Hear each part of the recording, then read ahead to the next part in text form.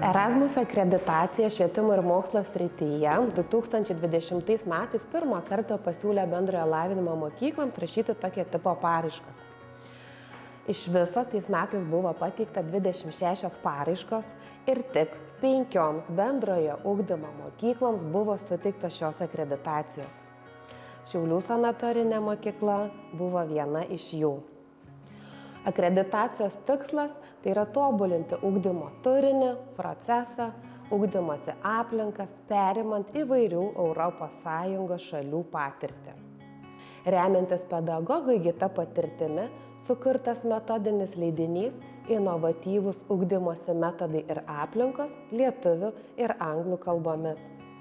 Pamokos skaitmeninės patiko labiausiai, todėl kad visuose pamokose mokytojai naudoja išmaniąsias lentas. Turinys perteikiamas inovatyviai ir su kūrybinėmis užduotimis. Labai džiaugiuosi savo patirtimi ir tikiuosi to didesnio bendradarbiavimo su kolegomis, kad ir šitos aktyvius metodus jie taip pat taikys savo pamokose ir neformaliam ugdyme.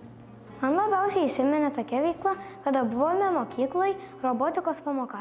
Jinai mane labai sudomino dėl to, kad buvo toksai robotas, kuris vadinasi Sumobotas. Kita veikla man labai įsiminė, tai kada buvom klasėje Super Team Mathematics. Pamačiau gražią idėją, tai mokyklos koridoriuje tokios didelės lentynos pilnos knygų. Vaikai gali nebūtinai, kad jis bibliotekos skaitytojas ateiti tomis knygomis naudotis. Kilo idėja, kad tokią biblioteką galiu padaryti ir savo klasėje. Nors mūsų klasė yra šalia mokyklos bibliotekos, tačiau klasėje turime savo asmeninę mobilią bibliotekėlę. Į ją knygas nešu ir aš, atsineša ir vaikai jau perskaitę, pristatė draugams ir tokia kaip reklama vyksta. Draugams reklamuoja savo perskaitytą knygą ir gali ją palikti klasėje. Mane labiausiai nustebino, tai mano pirmą kartą, kai reikėjo skristi su lėktuvu ir leisti su lėktuvu, man labiausiai nustebino. Ten buvo labai didelis daržas, mane labai nustebino.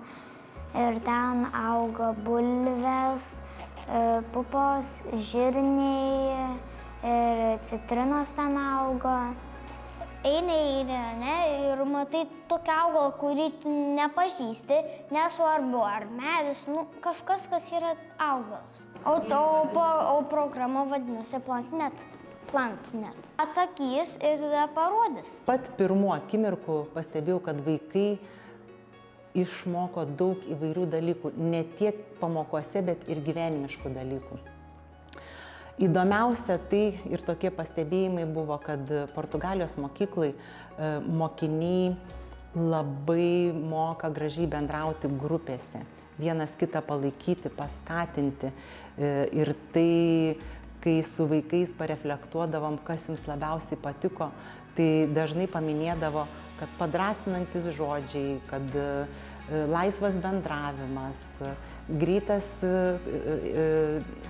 ėjimas į kontaktą. Mes dalyvavom ilgalaikio mobilumo projekte. Italijoje. Ir mes ten mokėmės mokykloje 2 mėnesius. Jaudinomės, daug klausimų buvo, atėjom, o ten viskas labai paprasta buvo. Labiausiai mums patiko, aš tikrai žinau, kad mums abiem labiausiai patiko kūno kultūros pamokas, nes mokytoja buvo tiesiog nuostabi. Italijai nereikia tikėtis, kad viskas bus suplanuota. Ten kiekvieną dieną tu nežinai, kas bus. Viskas gali būti labai netikėtai. Įgyvendindami akreditaciją taip pat tapėme ir priimančiaisiais partneriais. Priėmė darbo stebėjimo vizitai 2 mokytojus iš Turkijos, 3 iš Lenkijos, 3 iš Ispanijos ir jau dabar šiuo metu derinamas ir planuojamas 5 mokytojų iš Prancūzijos darbo stebėjimo vizitas mūsų mokykloje.